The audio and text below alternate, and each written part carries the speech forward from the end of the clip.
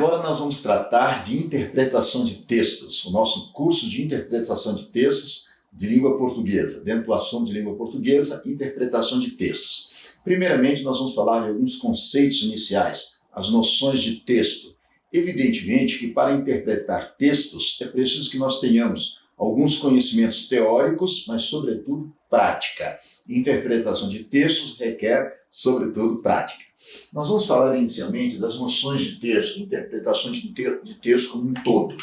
Para que nós saibamos falar, para que nós possamos falar a respeito de interpretação de textos, é preciso que nós saibamos que as provas modernamente cobram não apenas questões de interpretação de texto. Às vezes as pessoas ficam com uma ideia equivocada a respeito de questões de texto em prova. A pessoa diz assim, as provas hoje em dia são todas contextualizadas, só caem questões de interpretação de texto. Um grande engano. Na verdade, as provas versam sobre exploração textual. Exploração textual compreende interpretação textual, propriamente dita, a interpretação semântica e interpretação gramatical. Em que consiste a interpretação textual? Entendimento das passagens do texto, compreensão do texto. E a interpretação semântica? Semântica é significado, então, as relações semânticas de sinonímia, antonímia, paronímia, homonímia, ou seja, palavras sinônimas, antônimas, homônimas e parônimas. É nisso que consiste a parte de interpretação semântica.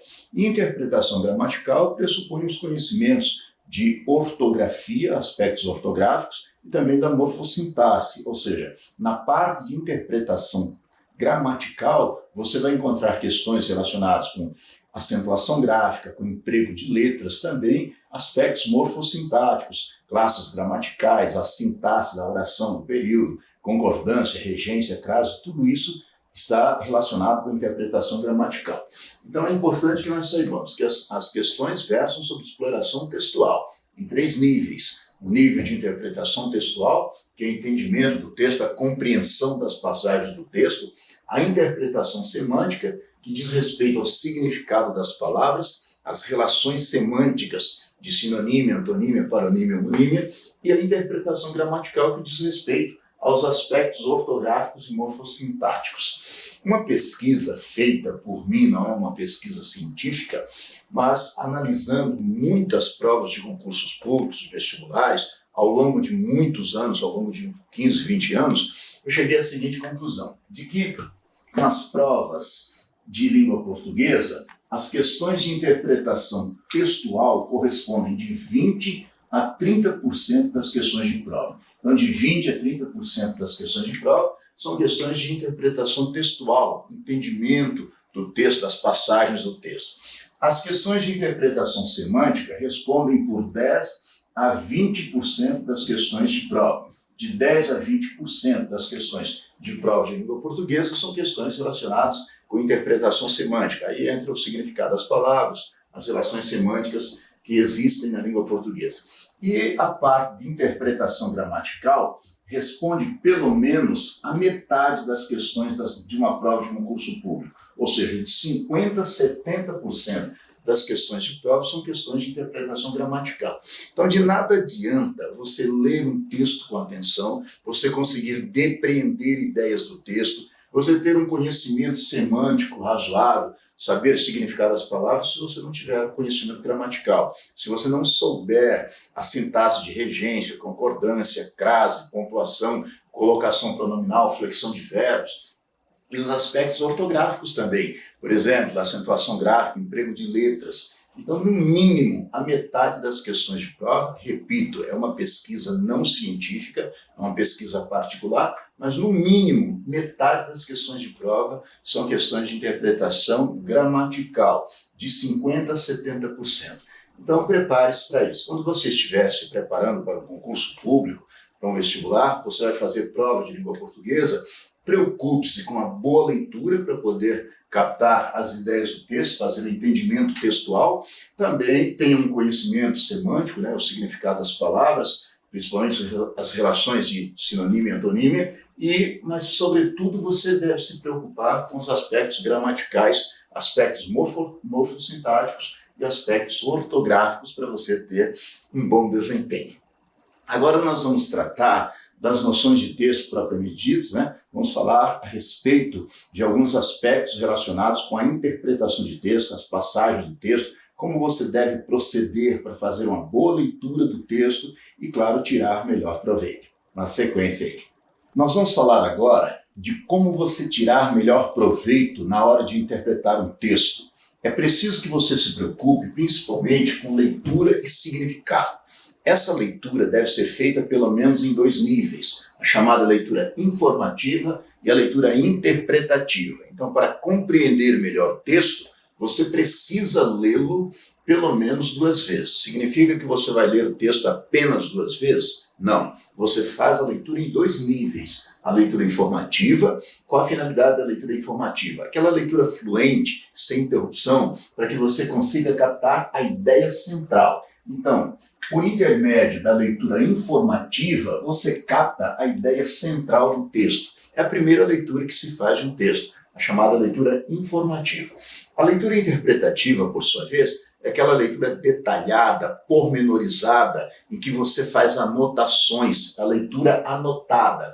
Qual a finalidade da leitura anotada, da leitura interpretativa? É você buscar os pormenores do texto, você buscar aquilo que está apenas nas entrelinhas. Às vezes, só com a leitura informativa, você não consegue captar a essência do texto, aquelas coisas que estão nos pormenores do texto, nos detalhes do texto. Por isso é preciso que você faça uma leitura interpretativa, a leitura anotada. Note, então, a leitura informativa é a primeira leitura, fluente, sem interrupção, buscando a ideia central do texto. A leitura interpretativa é a leitura anotada, a leitura detalhada, para você buscar aquilo que está apenas nas entrelinhas. Não basta fazer apenas a leitura informativa, é preciso que você faça também a leitura interpretativa, que acaba sendo mais importante. E, em geral, essa leitura informativa é a única, você faz uma só vez. A leitura interpretativa é uma leitura detalhada, você vai várias vezes ao texto, faz anotações, correlaciona ideias de modo a captar aquilo que está nas entrelinhas. Com relação a significado, é importante que você busque o significado literal da palavra, o sentido real da palavra, o sentido próprio da palavra, mas também que você se preocupe, sobretudo, com o sentido contextual. O sentido contextual é o sentido que a palavra adquire no texto que esteja sendo examinado. Então, cuidado. O significado das palavras, o significado real, o significado que você tem do dicionário, o significado da palavra que você conhece. Mas, sobretudo, a preocupação sua tem que ser com o sentido contextual. É muito comum você encontrar num texto uma determinada palavra com um sentido diferente daquele que ele tem originalmente. Isso é muito comum. Por exemplo, se eu perguntasse a você aqui, o que você entende por revólver? Revólver, naturalmente, todo mundo sabe, né, que é uma arma de fogo. E o que você entende por coqueiro? Coqueiro, nós sabemos que é uma palmeira, né? É uma árvore que dá coco. Então, coqueiro é uma árvore que dá coco, é uma palmeira. Revólver é uma arma de fogo. Agora, o que revólver tem a ver com coqueiro? Nada, né? A menos que você viaje muito para ver alguma relação entre revólver e coqueiro. Fora do texto, essas palavras não têm nada a ver uma com a outra. Mas analise. Vamos ver aqui trecho de uma canção de Caetano Veloso chamada O Quereres. Para quem está acompanhando aí pelo livro, esse texto, fragmento desse texto, está no nosso livro Manipulação de Textos, na página 23. Apenas um fragmento da canção O Quereres de Caetano Veloso, em que ele diz assim: onde queres revólver, eu sou coqueiro. Onde queres ternura, eu sou paixão. Onde queres descanso, sou desejo. E onde sou só desejos, queres não. E onde não queres nada, nada falta. E onde voas bem alto, eu sou o chão. E onde pisas o chão, minha alma salta e ganha liberdade na amplidão. Você pode perceber que no texto de Caetano Veloso, revólver está em relação semântica de antonímia com coqueiro. São palavras opostas no texto. Veja, fora do texto, essas palavras não têm relação nenhuma uma com a outra. Mas no texto que nós acabamos de examinar, nesse fragmento de texto aí de Caetano Veloso, ele quis dizer: onde tu queres que eu seja o revólver, ou seja, que eu seja o perigo, que eu seja a arma, eu sou o coqueiro, eu sou aquela coisa mansa, aquela coisa plácida, aquela coisa natural. Então essas palavras que fora do texto não têm relação nenhuma, no texto estão em relação semântica de antonímia. Por isso que é muito importante que você se preocupe não apenas com o sentido literal da palavra, mas sobretudo com o sentido contextual. Veja, revólver e coqueiro não tem sentido literal, não tem relação nenhuma literalmente. Mas no texto, contextualmente, nesse caso aqui, são palavras antônimas. E ele continua dizendo, onde queres paixão, onde queres Leblon, sou Pernambuco, onde queres eunuco, Garanhão, onde queres cowboy, eu sou chinês. E no final ele diz assim, e onde queres coqueiro, eu sou obus. Ou seja, obus é uma arma de guerra. Onde tu queres que eu seja o coqueiro, que eu seja o manso natural, aí sim, aí eu sou obus, aí eu sou uma arma de guerra. Então ele fala de elementos que estão em relação semântica de antonímia. Por isso a preocupação sua, não apenas com o sentido literal, mas sobretudo com o sentido contextual, o sentido que a palavra adquire no texto. Então, para você fazer uma boa interpretação de textos, preocupe-se em fazer pelo menos a leitura em 2 níveis. A leitura informativa, visando a captar a ideia central do texto, e a leitura interpretativa, a leitura anotada, a leitura para você buscar os pormenores do texto. E também é preciso que você se preocupe com o sentido das palavras, com o significado das palavras. Não apenas com o significado literal da palavra, mas sobretudo com o significado contextual, o sentido que a palavra adquire no texto. Se eu perguntar a você, por exemplo, batalha é sinônimo de guerra? Se você for consultar um dicionário, você verá que batalha é apenas uma das fases da guerra. A guerra, em geral, é formada de várias batalhas, certo? Por exemplo, Segunda Guerra Mundial teve várias batalhas, a Batalha de Monte Castelo, a Batalha da Normandia. Então, são várias batalhas que formam uma guerra. Mas, dependendo do texto, essas palavras podem ser rigorosamente sinônimas. Por quê? Porque isso vai depender do contexto. Por isso que é mais importante que você se ocupe do sentido contextual que a palavra adquire. Agora nós vamos falar dos erros clássicos de interpretação. Quando você não lê o texto adequadamente, ou quando você não se atém às partes do texto adequadamente, você pode incorrer em 3 tipos de erros, 3 erros principais. Erros de extrapolação, de redução e de contradição.